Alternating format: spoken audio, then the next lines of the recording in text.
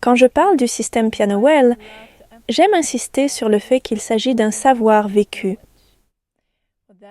Cela signifie que ce n'est pas un système de règles, ni quelque chose qui serait né sur les pages de livres ou de théories sèches, transmises d'une autorité à une autre. C'est un système de découverte. Il est né de l'expérience et a été testé au cours des 30 dernières années. Il est né, ou plutôt il a émergé, de la survie, d'un besoin réel d'être accepté, d'être aimé. À travers des milliers et des milliers d'heures d'essais. D'abord des intuitions, puis des tentatives, des tests, des expérimentations, et encore des milliers d'heures d'erreurs. Et ce cycle s'est répété encore et encore au cours des 30 dernières années.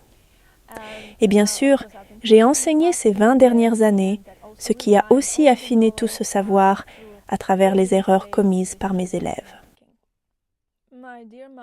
Ma chère mère avait renoncé à son rêve de devenir pianiste, et bien sûr, ce rêve s'est reporté sur moi, passivement. Cela a entraîné l'absence d'enfance. Il n'y avait pas de fête, pas d'amis, pas non plus de liberté personnelle. Il n'y avait que la pratique. Et malheureusement, jouer du piano n'avait rien à voir avec l'art en soi. Encore une fois, tout tournait autour de la survie. Comme vous pouvez l'imaginer, quand les attentes sont élevées, les erreurs ne sont pas tolérées. Comme dans toute éducation professionnelle dès le plus jeune âge, ma valeur personnelle semblait entièrement liée à ma capacité à bien jouer du piano. Donc pratiquer et bien jouer n'était pas une question de plaisir, mais de survie. Et que faisons-nous quand nous voulons quelque chose de tout cœur, mais que nous ne savons pas vraiment comment l'obtenir? Nous pratiquons davantage, et cela n'a pas fait exception. Mais peu importe mes efforts, quelque chose n'allait jamais. Je pense que la méthode de mon professeur pouvait être qualifiée de rigide, ce genre de théorie transmise d'une autorité à une autre. Cela créait beaucoup de confusion.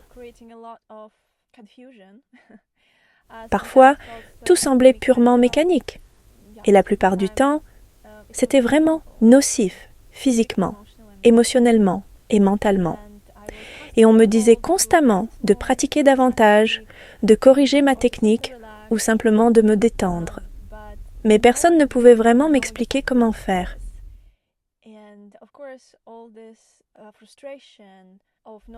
Et bien sûr, toute cette frustration de ne pas pouvoir suivre les conseils de mon professeur, je la prenais pour moi.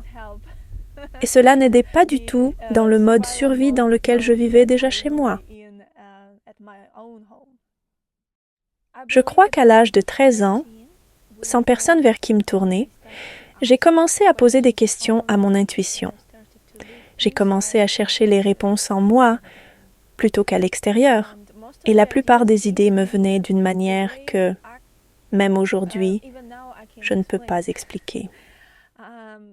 Je me réveillais en pleine nuit avec les réponses aux questions qui m'avaient hantée pendant des mois ou des années en pratiquant le piano. De nouvelles formules, de nouveaux schémas, de nouvelles connexions entre les idées apparaissaient tout simplement dans mon esprit. C'était si intense que je ne pouvais pas continuer à pratiquer. Cela m'arrive encore aujourd'hui. Maintenant, je sais que je dois toujours avoir un petit carnet avec moi, ou maintenant mon iPad, car je dois m'arrêter pour noter toutes les idées afin de pouvoir ensuite reprendre ma pratique et me concentrer sur ce que je fais réellement au piano. Mais le plus important, c'est que je n'avais pas l'impression d'inventer quoi que ce soit, mais plutôt de me souvenir de quelque chose qui avait toujours été là. Ou, pour le dire de façon plus spirituelle, s'il existe un endroit où toutes les réponses existent déjà.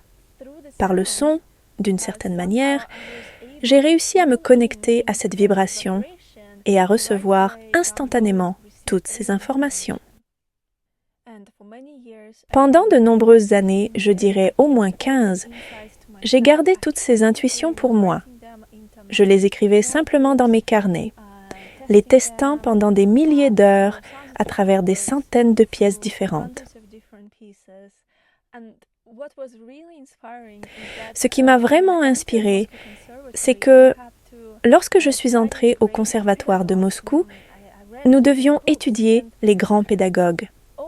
Et en lisant leurs livres, toutes les questions qu'ils laissaient ouvertes, adressées aux générations futures, j'en avais déjà trouvé les réponses. Tous les défis auxquels ils avaient été confrontés, toutes ces interrogations, j'y avais déjà répondu dans mes carnets que j'avais commencé à écrire à l'âge de 16 ou 17 ans.